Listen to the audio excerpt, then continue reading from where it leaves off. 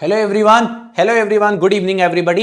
एमपीपीजीसीएल JE electrical का paper 30 तारीख को है और काफी सारे स्टूडेंट जो है एग्जाम लेने जा रहे हैं।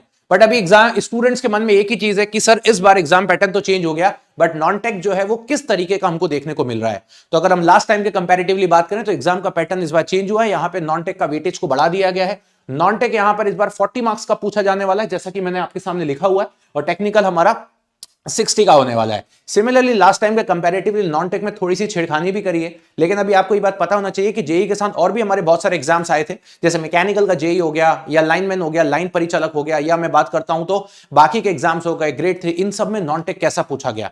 किसी भी ऑर्गेनाइजेशन का जब एग्जाम होता है और वह बहुत सारे डिपार्टमेंट का एक साथ होता है तो नॉन टेक कहीं हद तक जो है वो एक जैसा देखने को मिलता है। तो मैं आपको यहां पे बताना चाहता हूं कि आपको अपनी नॉन टेक की स्ट्रेटेजी कैसी रखनी है, कैसा आपको अपना नॉन टेक पेपर में दिखने वाला है, और साथ में जब आप एग्जाम अटेम्प्ट करें तो किन चीजों का आपको ध्यान रखना है। तो यहां पे सबसे पहले समझेंगे तो गाइस मैं आपको बताना चाहूंगा टेक्निकल आप लोगों को थोड़ा बहुत little bit easy to moderate ही देखने को मिलने वाला है। तो टेक्निकल आपको अगर मैं बात करता हूं तो यहां पे इजी टू मॉडरेट ही देखने को मिलने वाला है। यहां पर ऐसा नहीं है कि आपको बहुत ज्यादा टफ टेक्निकल देखने को मिलने वाला है, इजी टू मॉडरेट देखने को मिलने वाला है। ऊपर से ऐसा भी नहीं है कि एक सब्जेक्ट से कोई बहुत ज्यादा क्वेश्चन आने वाले, क्योंकि अब आपके पास 60 क्वेश्चन है और इस बार सिलेबस भी थोड़ा बढ़ा दिया गया है। तो आपको कुछ पूरा पेपर बैलेंस देखने को मिलेगा, मशीन भी देखने को मिलेगा, पावर सिस्टम भी देखने को मिलेगा, नेटवर्क भी देखने को मिलेगा, मेजरमेंट भी देखने को मिलेगा। नो डाउट इन चारों सब्जेक्ट से सबसे ज्यादा देखने को मिलेगा। देन इस बार पावर इलेक्ट्रॉनिक्स के क्वेश्चन भी आपको देखने को मिलने वाले हैं, बेसिक इलेक्ट्रॉनिक्स भी आपको देखने को मिलेगा, current energy scenario, energy conservation audit, electrical engineering material, सभी का मिला जुला पेपर आपको देखने को यहां पे मिलने वाला है। तो आप टारगेट करें अपने टेक्निकल को एक बेहतर तरीके से अटेम्प्ट करें। अगर मैं नॉन टेक की बात करूं तो नॉन टेक का जो पेपर है वो कुछ आपको इस प्रकार का देखने को मिलेगा।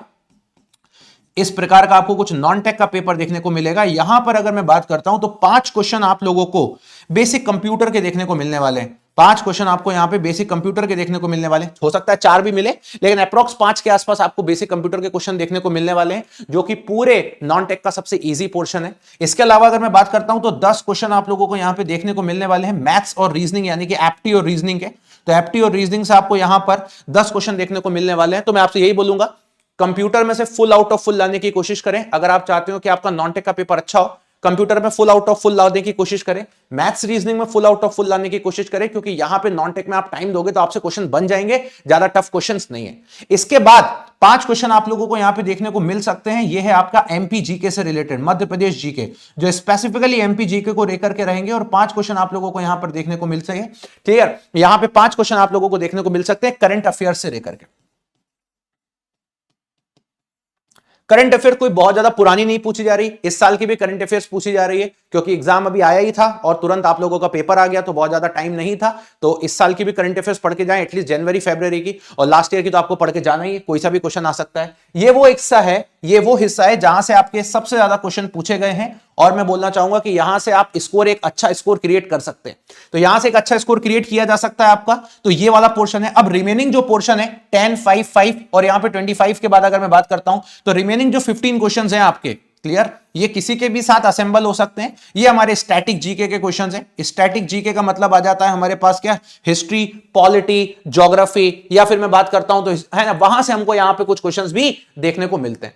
तो मैं आपको यही बोलूंगा कि अगर आपका जीके स्ट्रांग नहीं है तो एटलीस्ट आप ये वाले पोर्शन को स्ट्रांग करके जाएं। रिसेंटली अभी 4-5 दिन का समय अपना करंट अफेयर स्ट्रांग कर लीजिए। एमपीजीके के एटलीस्ट बेसिक चीजें पढ़ के जाएं, रिवर कैनाल वगैरह हो गया, या बहुत सारी इस तरीके की चीजें, इनको देख के जाइए। एमपीजीके के लिए मैराथन भी आने वाली है, अमन सर की आपके लिए मैंने लगवा दी है, जो कि 27 तारीख को आपको देखने को मिलेगी, कल या परसों में।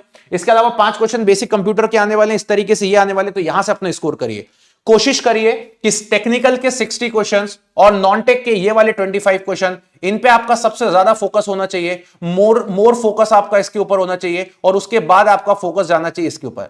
नेगेटिव मार्किंग नहीं है, ट्राई करिए यहां से मैक्स टू मैक्स स्कोर करना। तो ये मैंने आपको कुल मिला के नॉन टेक का पैटर्न बताने की कोशिश करी, जो आपको आपके एग्जाम में देखने को मिलेगा। इसी तरीके से फिर मिलिए, और आप लोगों के लिए क्लासेस मेरी रेगुलर चली रही है, रेगुलर में क्लासेस लेके आ ही रहा हूं, ब्रह्मास्त्र भी आपके लिए लेके आने वाला हूं, तो उन्हें भी एंजॉय करिए। So thank you very much, bye bye, take care and love you.